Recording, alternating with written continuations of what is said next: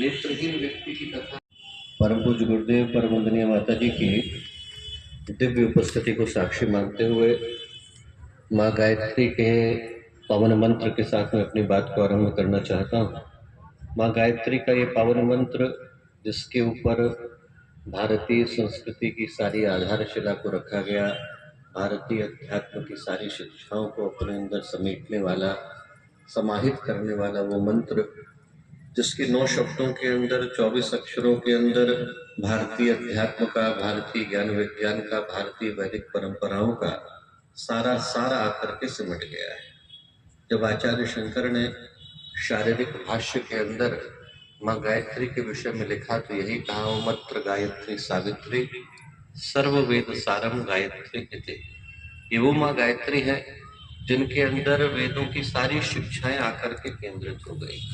यदि इस एक मंत्र को व्यक्ति कर लेता है, अपने जीवन में आत्मसात कर लेता है, तो उसके जीवन में पूरे की पूरी वेदों की शिक्षाएं आकर के प्रतिष्ठित हो जाती है।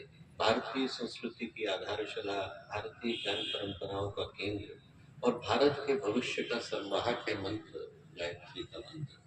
जब हम लोग यज्ञ के इस पावन अवसर पर स्वाहा बोलते हैं, आहुतियां देते हैं, तो स्वाहा बोलते समय में भी हमारे हृदय से यही भावना निकलती है।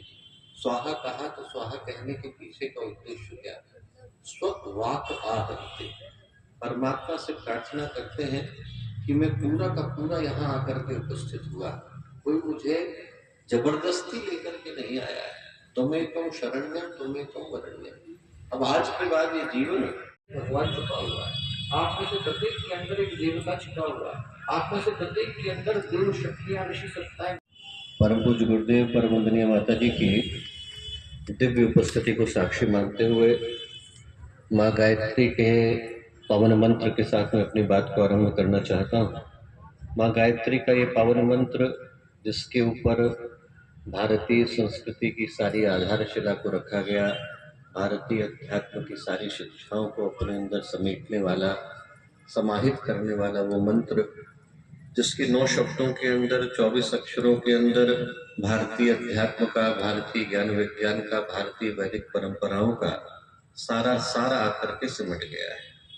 जब आचार्य शंकर ने शारीरिक भाष्य के अंदर माँ गायत्री के विषय में लिखा तो यही कहा, ओमत्र गायत्री सावित्री सर्व वेद सारम गायत्री इति।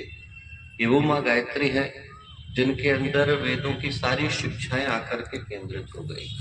यदि इस एक मंत्र को व्यक्ति कर लेता है, अपने जीवन में आत्मसात कर लेता है, तो उसके जीवन में पूरे की पूरी वेदों की शिक्षाएं आकर के प्रतिष्ठित हो जाती है। भारतीय संस्कृति की आधारशिला, भारतीय ज्ञान परंपराओं का केंद्र और भारत के भविष्य का संवाहक है मंत्र, गायत्री का मंत्र।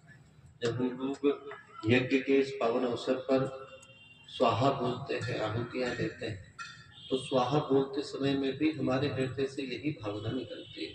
स्वाहा कहा तो स्वाहा कहने के पीछे का उद्देश्य क्या है? स्ववाक आहति, परमात्मा से प्रार्थना करते हैं कि मैं पूरा का पूरा यहाँ आकर के उपस्थित हुआ, कोई मुझे जबरदस्ती लेकर के नहीं आया है। तुम्हें तुम शरण्यम, तुम्हें तुम वरण्यम। अब आज के बाद ये जीवन